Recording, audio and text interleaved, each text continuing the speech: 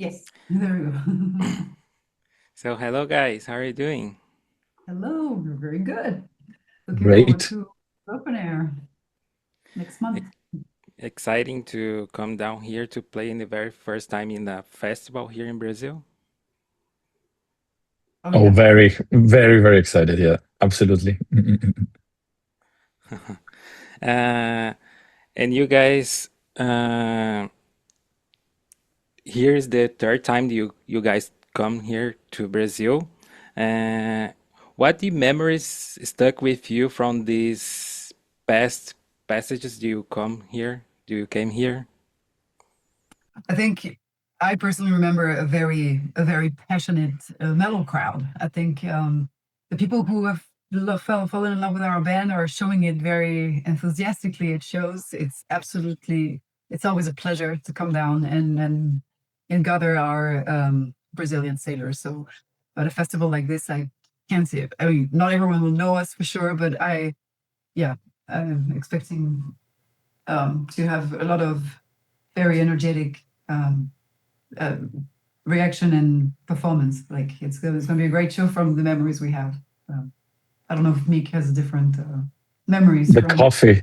I the remember the coffee was so good.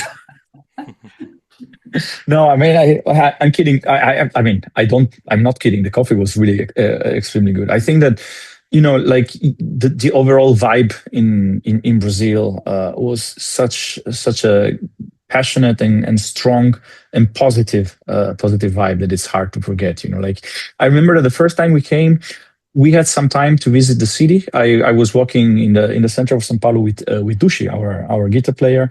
We tried local coffee. We tried, like to walk around over there, and everything had such a positive and happy vibe, which is something I truly could connect with. And it's the strongest memory that I have. And of course, this doesn't take away anything from the musical aspect, but I love the culture. I love the sensation, the feeling that they had. You guys will play very early on the Sunday, and do you guys plan to enjoy to the rest of the festival in Sunday to watch it on other bands or walking by the festival? Because there are some bands that just they walking through the people, the public, and they feel free to enjoy the festival itself. So, what's the plans for this? I don't have our schedule in mind um, because we play the next day or somewhere We have a else. day off, but we don't know if the flight. It depends on the flight. Yeah. That's always the problem. Like I think that if we could, we would always stay there, right, Claire? Yeah, That's it's yeah, of never course. it's never your will. It's part of it. Yeah, yeah. But I have no idea if time allows. That's the thing. Maybe we have a couple hours at the festival. Probably. Yeah. Hopefully. And talk about your work. You guys released the Armada and Orchestral Voyage past month. How did the idea of revisiting that record for Pirates 2 in a such different way? And what did you want listeners to feel when they heard it? I think that we play symphonic metal, and playing symphonic metal also means giving an extremely important role to the orchestration, because of course there are the concept of the keyboards, as if you think of the old school symphonic metal in the past, but our approach is to create cinema scores that goes with music. In this pirate world that is now part of who we are, and we want our songs, not only that record but in general our songs, to be somehow cinematic, somehow take you on a journey, detach you from reality, live in a different world for at least 45 minutes, 50 minutes, whatever is the duration of the record. And of course this is clearly expressed only in the even just in the orchestral side, in the orchestration itself, that is often inevitably hidden by the band. But since a lot of fans were asking for it, and it's true that we truly give a massive relevance to the orchestra. This was a perfect chance for us to tell people, hey, listen to this. This is taking you somewhere else. And indeed, the record turned out to be such an adventure. Like it truly feels like I don't wanna sound if I'm making it too big, but I love the soundtrack of Star Wars. I love the soundtrack of Inception, of the Hans Zimmer and the John Williams movies, in terms of soundtrack. And in our small part, this is what we want to do with our music. We want to go into that direction, and this is where you can appreciate it in that same way. So yeah, hope this answered the question.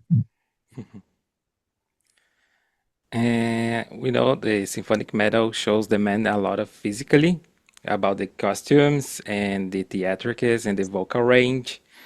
What does your warm-up and pre-show routine look like? Because we know when you play in the festival in the summer, it's too hot to wear the costumes and run for side by side the stage. Well, actually, we have a lighter version of our outfits. We played Hellfest last year at 4 p.m. It was not a Brazilian heat, but for us, it was still a lot. It was like 36 Yeah. or 7 degrees in the shade. And we added some extra flame. So at some point, we felt like we were roasting on stage. But, one thing that makes you forget the conditions is adrenaline. And when you're so much into your show and you enter the creative zone, you can do so many, you just surpass yourself. You go beyond your limits because you're into it. And if you're into it, the brain switches off. You don't realize you're sweating so much. You don't realize you're overheating. You don't realize all of this. You're with the energy of the music. I remember playing Our Fest in France, also middle of afternoon, 35 degrees, and we came off stage, and me and our bass player, we almost passed out due to the heat, but not during the concert. Afterwards, when suddenly the adrenaline was off and we could feel our bodies was in distress. So I'm not saying we're used to playing those heats. We're just saying that we have lighter versions of our pirate outfits, but we still go to a show with the same passion, the same energy, and nothing will stop us. We played Under the Rain. We played winter back then. They tried to make a winter thing. It was freezing. We played in all conditions, so we're not afraid of the heat, and it actually goes very well for tropical pirates. And talking about the partnership for you during the songwriting phase, how analytical is the process of dividing the vocals? Do you think first about the vocal technique or the narrative or the character on the song? Should I go, Clemmy? Yeah, of course. Yeah, to be very honest, this is something that we often explain. It's mostly about making the song work, keeping in mind that Visions of Atlantis is a female-fronted band, or at least we consider ourselves so. So to me, when I write the songs, the main focus is always to make Clemmy shine, Clemmy's vocal shine. She has her own color, she has her own characteristic. I think she stands out as a singer in a really special way that differs from many other singers. Each singer has an own focal point, I would say, because if you think, I don't know, I'm gonna shoot random names. If I think of Elise from Amaranthi, since we're touring together with them, I think of these super clean and high pitched vocals that can go super fast, and this is her go-to. If I think of Alisa, she has the growls. I think of her growls more than her clean vocals. She's a great clean vocalist too, but her trademark is the growling vocals. If I think of Nora, ex Battle Beast, I think of the raspiness of her voice. And if I think of Clemmy, I think her trademark is this storytelling charm, this aura that she has around her, these beautiful harmonics that really take you away from it's almost angelic, I would say. And the goal is always to make this side shine without limiting to it, because of course there are so many characteristics. So the songs are written based on this concept, and then we evolve starting from there, and the evolution is always natural. It's never forced. It's always, okay, if this works, then let's go there and let's see what sounds best. And it's spontaneous. Yeah. And talking about the songwriting, do you guys are writing something new for the new album or new singles, APs?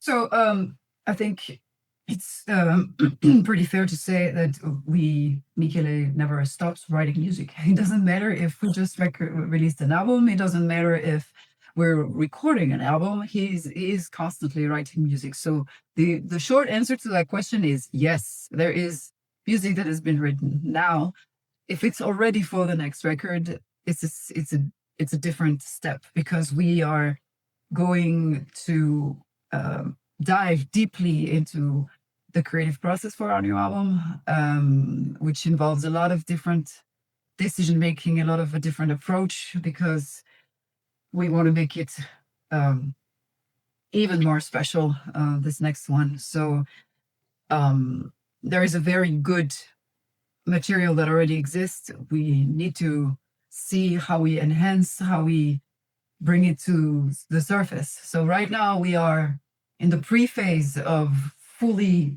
writing the album. We're collecting all the ideas, and then we will see what will come out of it. So yes, the process has started, but it's very early in the stage still. Yeah. Just a fun question. If the band were an actual pirate ship, what role would each member have on the crew? Good question, because we are currently studying exactly this, thinking forward for our upcoming record. Like, this is really an on-point question. Clemmy? Well, if I look at how our band works right now, and let's say the ship would be, well, I think there is a lot of leadership coming from Michele, Thomas, and myself. Like we have visions, we have ideas, we have a drive, we have fire. So I think deciding where to go with the ship, deciding how to lead attacks, or deciding the strategic thinking would be divided between the three of us. And then we need support from people who could then take over other aspects of the ship, like the maintenance of the whole ship and taking care of the rest of the crew side. I think, maybe Apple, our bass player, would be more on the studying, maybe some practical aspects, be more the resource guy, like the guy who knows about some stuff so that we can decide. And then I think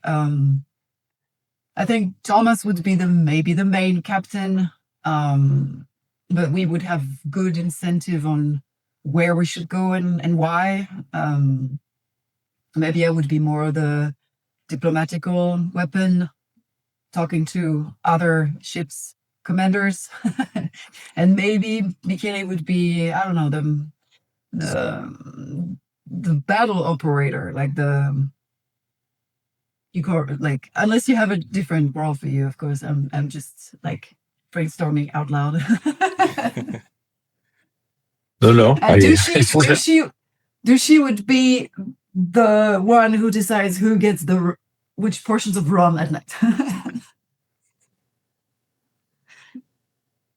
Actually, Apple is a good cocktail maker, so that could also be. We just have 1 minute. Just to finish, you guys have a message for the people, just inviting people to come early to festival to watch the show, enjoy the party?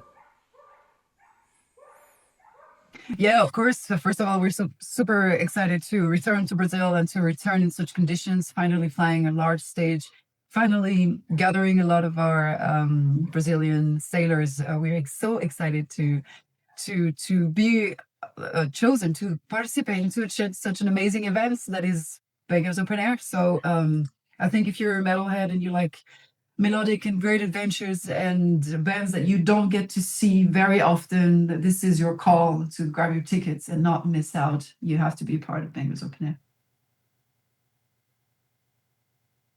I don't know if Meek wants to add something. Yeah. Yeah, I mean, I don't want to sound repetitive because this I said also to other interviewers, but I want to really point out the fact that Visions of Atlantis never stopped coming to South America. Like we did it for the Deep and the Dark. We wanted to do it for Wonders, but COVID stopped us. We did it for Pirates, and we are doing it for Pirates to Armada.